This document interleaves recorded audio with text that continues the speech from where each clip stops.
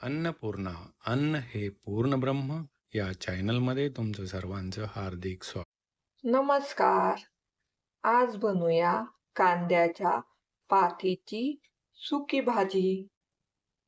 ही कांद्याची पात आहे ना, स्वच्छ धुवून कट करून घेतलेली आहे. जिरे घेतलेली आहे, मीठ घेतलेले. हा कांद्याचा ना खालचा भाग आहे, जे छोटे छोटे कांदे येतात ते. लसूण घेतलाय, हिरवी मिरची घेतली, 2 तास भिजवलेली डाळ घेतली आणि शेंगदाण्याचा कूट घेतलाय. हिरवी मिरची टाकून घ्यायची, लसूण टाकून घ्यायचा आणि हे वाटण करून घ्यायचे. कढईत तेल टाकले, तेल तापलं का जिरी टाकून घ्यायची. ही वाटून घेतलेली मिरची टाकून घ्यायची. तेलावरून परतून घ्यायची.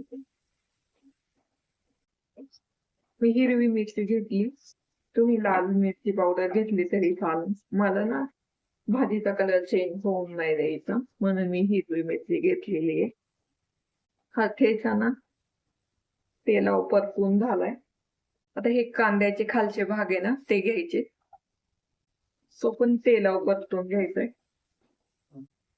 कांदा परतून झालाय की भिजवलेली डाळ टाकून घ्यायची. डाळ पण तेलावर परतून घ्यायची. थोडस पाणी टाकायचं, झाकण ठेवायचं 1-2-3 मिनिटं. डाळ ना थोडीशी सॉफ्ट होत पर्यंत. झाकण काढून पाहू. डाळ ना थोडीशी सॉफ्ट झाली. आता याच्यात कांद्याची पात घालून कांद्याची पात घालायची, मिक्स करून घ्यायचं. भाजी ना मिक्स करून घ्यायची डाळीमध्ये. ही भाजी ना कमी होते, म्हणून मीठ लगेच नाही टाकून घ्यायचं.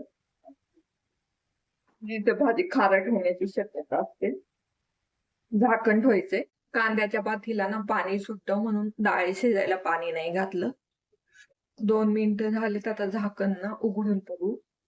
भाजीला ना पाणी सुटले आणि भाजी पण कमी झाली. आता मीठ घालून घेऊ.